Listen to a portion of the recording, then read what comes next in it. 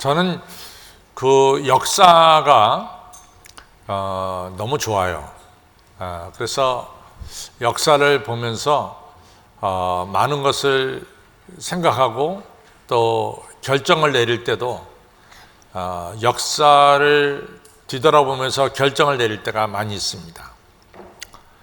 1700년대부터 1800년대 역사를 보면은 소위 말해서 계몽주의 철학이 대세를 이루었어요.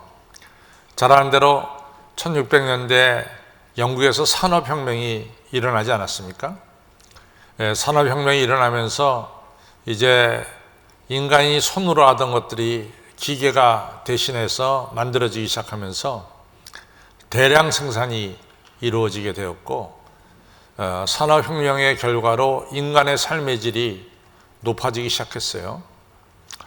이러면서 시작된 계몽주의 철학이죠. 그래서 우리가 계몽주의 철학의 대표적인 사람 하면은 임마누엘 칸트 같은 사람이 계몽주의 철학의 대표적인 인물이죠. 이성, 우리 인간이 이성을 가지고 이성을 가졌기 때문에 이성 때문에 더 존귀한 삶과 또 평화로운 삶을 살 수 있다. 또 데카르트 같은 분은 합리주의 같은 이러한 논리를 펴면서 인간이 합리적으로 살아가고 있다, 이런 이야기를 하죠. 또 로크라는 분은 경험을 위주로 해서 사람은 더 나은 세상을 만들 수가 있다.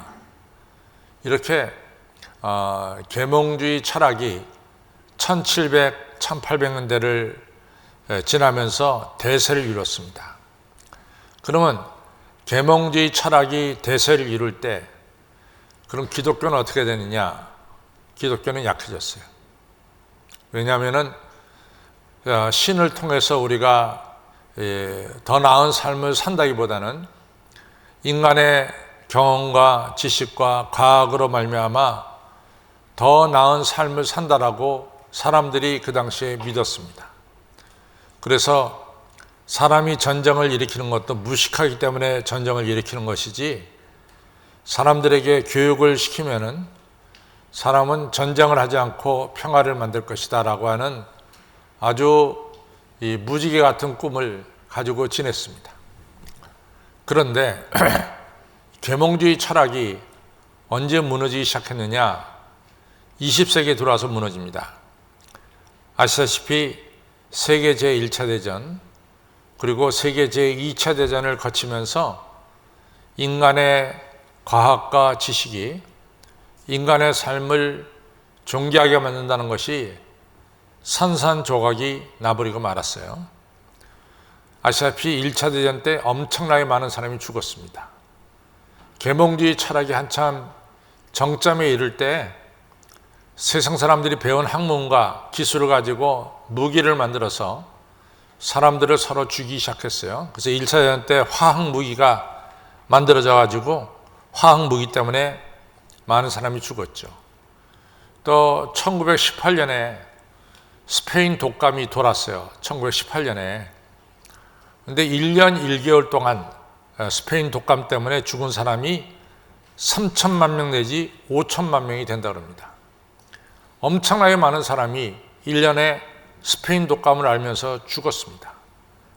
그러니까 인간의 과학이 이 질병을 막아내지 못한 거죠. 근데 여러분들이 이제 H.G. 웰스라는 유명한 영국 소설가고 과학을 바탕으로 해서 만든 소설가인데 대단히 유명한 분이죠.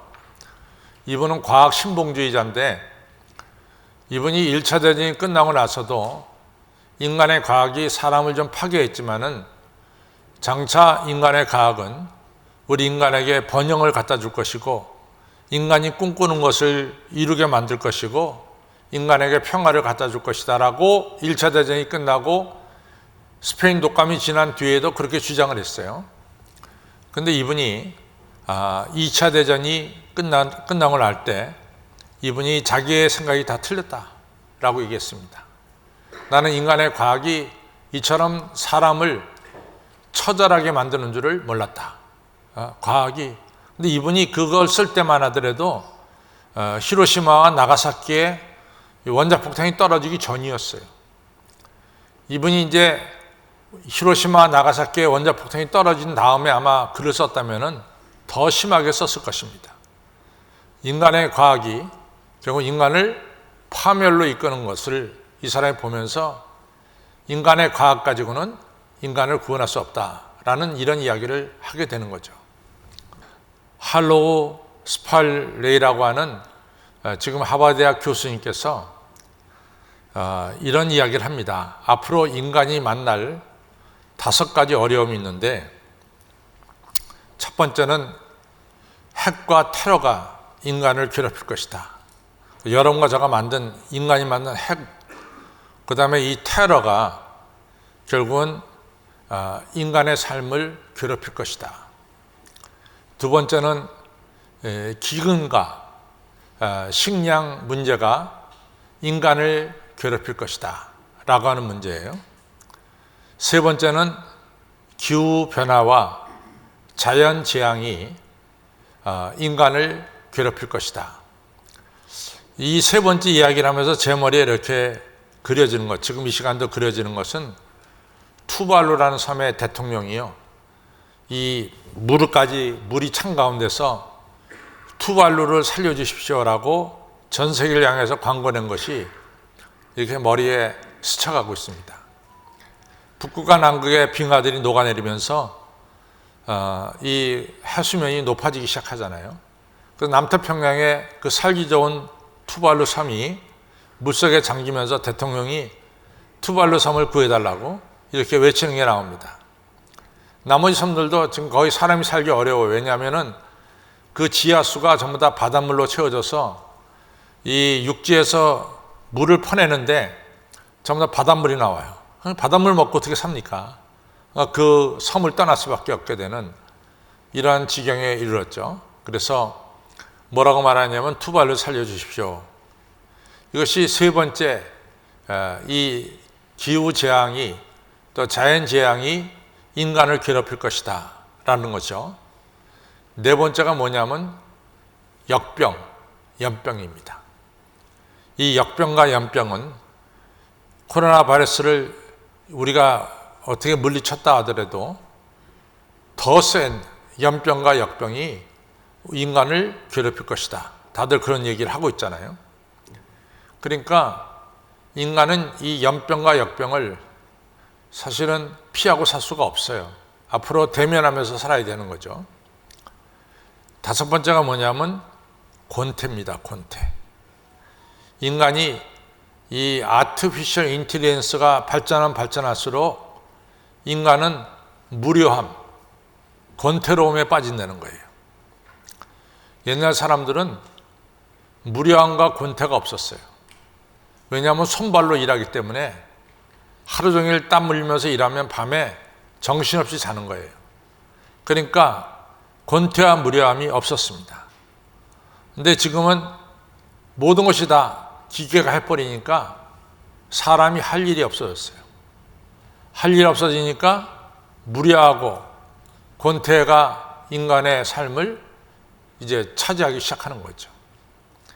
여러분, 우리가 잘 알다시피요, 우리가 육체적으로 조금 불편한 것은 별로 문제가 안 돼요. 근데 우리가 정신적으로 이 부패하게 되면요, 이게 사람을 정말 괴롭히는 거라. 이게 멀쩡한데 말이지 정신이 문제가 있단 말이죠. 그거 얼마나 사람을 괴롭히는지 모릅니다. 우리가 권태로움, 무료함, 이런 것이 얼마나 인간을 불행하게 만드는지 우리가 잘 알고 있습니다. 이러한 것이 우리가 지금 현재 부닥치고 있는 이런 문제들이죠. 제가 역사를 좋아한다는 이유가 뭐냐면은 구약 역사를 보면요, 솔로몬이 아버지 다윗의 후광을 입어가지고 왕이 돼서 솔로몬이 왕으로 있을 때 모자람이 없었어요. 근데 어떤 일이 벌어지느냐, 솔로몬이 그러니까 하나님을 떠나서, 물질이 모든 게 풍성해지니까 하나님을 떠나서 결국은 우상을 섬기기 시작합니다. 하나님 떠나요. 그러니까 하나님께서 솔로몬을 심판하시는데 솔로몬 시대에 아시다시피 통일 이스라엘이 갈라져요. 북이스라엘과 남유다로 갈라집니다. 하나님의 심판이죠. 이러한 인류의 역사를 보면은 인간이 하나님을 떠나서 교만할 때마다 하나님께서 인간에게 많은 것을 깨우쳐 줍니다. 1차 대전, 2차 대전을 통해서 확실하게 깨닫죠. 인간의 과학, 인간의 이성 가지고는 평화를 만들 수가 없다는 것을 깨닫게 됩니다. 2022년을 살면서 새해 벽두에 여러분과 저에게 주시는 하나님의 교훈은 뭘까? 그것은 여러분과 저는 하나님을 떠나서는 살 수 없다는 것이 결론입니다. 여러분과 저가 하나님과 연합해서 2022년을 살아갈 적에 여러분과 저는 복되고 귀한 삶이 될 줄로 믿습니다. 하나님은 농부고 예수님은 나무고 우리가 가지라 그랬어요. 가지가 포도나무에 붙어 있으면 절로 가시를 맺을 수 있다. 이것이 요한복음 15장의 말씀이죠. 여러분들, 우리가 하나님과 연합한다. 이게 굉장히 중요한 거예요. 칼 융이 유명한 정신의학자인데 칼 융이 이런 고백을 했어요. 자기가 이 알코올 중독자인 환자를 정말로 여러 가지 기법을 통해서 그 환자를 치료했다는 거죠. 그래서 그 환자가 완전히 술을 끊고 이 알코올 중독에서 벗어나 가지고 이제 칼 융이 생각하기에도 이 사람은 이제 100% 치료되었다, 완전해졌다, 이렇게 생각을 해서 이 사람을 이제 퇴원시켰다는 거죠. 근데 그 사람이 미국 사람인데 미국으로 돌아가는 배를 탔다는 거죠. 근데 배 안에서 다시 술 취했대요. 그걸 보고 칼 융이 말하기를, 야, 이것은 내 지식과 내 경험 가지고는 사람을 바꿀 수가 없구나, 이런 이야기를 합니다. 여러분, 오늘도 우리가 성찬식을 하면서 우리가 새로운 피조물이라고 그랬습니다. 새로운 피조물은 우리 그리스도와 연합할 때 새로운 피조물이 되는 거예요. 근데 연합이라고 하는 말은 굉장히 중요한 얘기인데 불교에서도 연합이란 말이 있어요. 불교에서도. 근데 불교에서도 인간이 신과 연합한다 라고 말할 때 불교의 연합은 우리가 물 한 컵에 불과해요. 우리 인간은. 근데 불교에서 물 한 컵에 불과한 인간이 신과 연합한다 할 때 이 물이 바다에 이같이 쏟는 거예요. 그래서 불교에서 연합은 나는 없어지고 큰 바다만 남는 것이 불교의 연합입니다. 근데 기독교의 연합은 그렇지 않아요. 기독교의 연합은 하나님이 만든 하나님의 창조물이 엄연하게 존재하는 거예요. 그리고 하나님과 연합이 되는 거예요. 그래서 성경을 보면은 사도 바울이 그리스도와 연합했어요. 사도 바울이 그대로 있어요. 사도 바울의 이 특징이 그대로 있습니다. 이방인을 위한 선교사로서의 특징이 그대로 있습니다. 내 모습 그대로가 살아있는 거예요. 그 다음에 베드로가 그리스도와 연합했어요. 베드로의 모습이 그대로 있는 거예요. 없어지지 않는 거예요. 내가 사라지는 게 아닙니다. 내 안에 그리스도가 함께 하셔서 나를 통해서 그리스도가 나타나는 거고 베드로를 통해서 그리스도가 나타나는 것이고 바울을 통해서 그리스도가 나타나는 거예요. 그것이 그리스도와의 연합입니다. 우리가 주님과 연합할 때 내 색깔이 없어지는 것이 아니라 우리 주님은 내 색깔을 그대로 놔두세요. 사도 바울의 색깔이 있잖아요.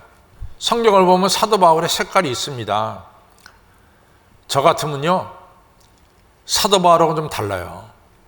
사도 바울이 그렇게 유능하지만은 나는 베드로 면전에서 베드로한테 너는 유대인이면서 왜 유대인이면서 유대인답지 못하게 살면서 다른 사람을 유대인처럼 살게 만드느냐? 너희 대면 앞에 그 앞에 얼굴에다 대고 그 얘기 못 하겠어요.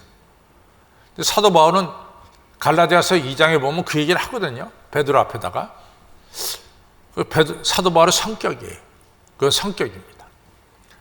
또 사도 바울을 그렇게 도왔던 데마가 사도 바울을 돕다가 어려움이 있다고 사도 바울 떠나니까 성경에다 그냥 디모데후서 4장 10절에 써버렸잖아요. 데마가 이 세상을 사랑해서 나를 버리고 떠났다. 평생 데마는 지금 배신자가 돼버린 거예요. 그 한 구절 때문에. 근데 저는 그런 걸 못 쓸 것 같아요. 그러니까 이제 내가 보기엔 바울이 좀 특별한데, 바울은 하나님께서 그 성격을 그대로 바울에게, 이게 같이 바울의 그 성격을 아시면서도 바울을 크게 들어 쓰신 거예요. 제가 얼마 전에도 얘기했지만은, 베드로, 이같이 앞서기를 좋아하지만은, 이같이 그 받쳐주는 행동이 부족하다. 그게 베드로의 약점이잖아요. 그럼에도 불구하고 하나님께서 베드로를 들어 쓰세요. 왜? 베드로가 그리스도와 연합이 됐으니까. 연합했다는 게 중요한 거예요. 여러분들, 2022년도 여러분과 제가 그리스도와 연합될 때 내 모습은 없어지지 않아요. 그러나 내 안에 계신 그리스도께서 여러분과 저를 하나님께 영광 돌리는 귀한 도구로 2022년 살아가도록 축복하실 것입니다. 연합하는 게 중요해요. 연합하는 게 중요해요. 두 번째로 중요한 것은 누가복음 2장에 보면은 안나라고 하는 여자 선지자가 나오죠. 크리스마스 때 많이 얘기하죠. 이 여자가 7년 결혼 생활하고 과부가 됐어요. 그리고 84년을 살았어요. 저는 그걸 볼 때마다 이분이 도대체 몇 살에 결혼했을까? 빨리 결혼했으면 12살에 결혼했을 거예요. 왜냐하면 이스라엘에서는 12살, 13살이 성년이니까 성년은 지나야 결혼하는 거 아니에요. 그러니까 성년 지나서 결혼해서 7년을 살았으니까 13 더하기 7 하면은 20이 되겠죠. 20 더하기 84 하면은 104가 될 거 아니에요. 그러니까 그 옛날 104세를 산다는 것은 이건 엄청난 일이에요. 그렇게 살 수가 없어요. 104세를. 근데 그분이 104세를 살았어요. 혼자서. 그럼 이분을 104세 동안 살 동안 이분에게 끊임없이 건강과 힘과 능력을 주신 분이 누구냐? 바로 다름 아닌 그리스도예요. 그리스도와 연합하니까 그리스도께서 끊임없이 이 사람에게 건강 주시고 생명 주시고 힘 주시고 능력 주시고 지혜 주셔서 104세를 살도록 축복해 주신 거죠. 2022년 여러분과 저로 하여금 힘있게 살아가도록 만들어주신 분이 누굴까요? 바로 우리 예수님입니다. 저와 여러분이 예수님과 연합할 때 예수님께서는 저 뿌리로부터 자양분을 우리에게 보내주셔서 우리에게 2022년 매일같이 공급해 주셔서 2022년을 여러분과 저가 힘있게 살아가도록 공급해 주신다는 것을 믿으시기 바랍니다. 2022년 내 힘으로 사는 게 아니에요. 내가 연합한 하나님께서 주시는 힘과 능력과 건강으로 2022년을 살아가게 될 줄로 믿습니다. 중요한 것은 그럼 어떻게 우리가 그리스도와 연합하느냐? 그리스도와 연합하느냐가 중요하죠. 그 미네소타에 가서 보면은 교회가 하나 있는데 그 교회의 이 스테인레스 글래스는 거기에 분명한 목적이 있어요. 우리 교회도 여러분들이 그냥 예배당에 들어와서 이렇게 교회 안에 스테인글래스가 8개 달려있다 그렇게 지나갈지 모르지만은 이 교회를 지을 때는 이 본당 안에 8개 스테인글래스를 세울 때는 저하고 제 집사람이 기도하는 가운데 스테인레스 그림을 선정을 했어요. 그것은 뭐냐면은 하나는 이 첫 번째는 우리 예수님께서 선한 목자, 양을 치는 목자의 그림이 있고 나머지 3개 그리고 이쪽에 4개, 7개는 요한복음에 나타난 7가지 기적이 여기에 그려져 있어요. 그건 뭐냐? 하나님, 이 예배당에서 예배드리는 성도마다 요한복음에 나타난 7가지 기적이 이루어지게 하여 주옵소서. 이런 간절한 소원이 있단 말이죠. 그냥 그려 붙인 게 아니에요. 여긴 다 그림의 목적이 있습니다. 미네소타 교회도 이 산을 배경으로 해서 3가지 큰 스테인글라스를 그렸어요. 첫 번째 산이 뭐냐면 에덴 동산에 스테인글라스가 있고, 마지막 산은 뭐냐면 세 번째 산은 계시록 22장에 나오는 새하늘과 새 땅의 그림이 그려져 있어요. 가운데가 뭐냐? 가운데는 예수님께서 마태복음 26장에 겟세마네 동산에 올라가서 땀방울이 핏방울이 되도록 기도하는 그림을 그렸어요. 그 그림이 중요한 게 뭐냐? 에덴 동산에서 출생한 인간이 타락했어요. 근데 그 인간이 새하늘과 새 땅에 들어가려면은 두 번째 산을 통과해야 돼. 두 번째 산이 뭐냐? 겟세마네 동산에서 예수님이 땀방울이 핏방울이 되도록 기도하는 그 겟세마네 기도가 필요하다, 그 말이에요. 우리가 그리스도와 연합하려고 하면은 우리에게 똑같이 이러한 기도가 필요한 거예요. 주여 나를 받아주시고, 주여 나를 잡아주시고, 주여 나를 인도하여 주옵소서라고 하는, 나를 주님께 맡기는 이러한 기도가 필요하다, 그 말이에요. 그래서 주와 연합해서 날마다 주님이 주시는 새로운 힘으로 여러분과 저가 살아가야 됩니다. 세 번째로 우리가 그리스도와 연합하라고 말씀한 것은 11절에 있어요. 내가 너에게 이 말씀을 이루면 너희 보러 내 안에 거하라고 자꾸만 예수님 말씀하신 것은 그 목적이 뭐냐? 내 기쁨이 너희 안에 충만하게 하려 함이라.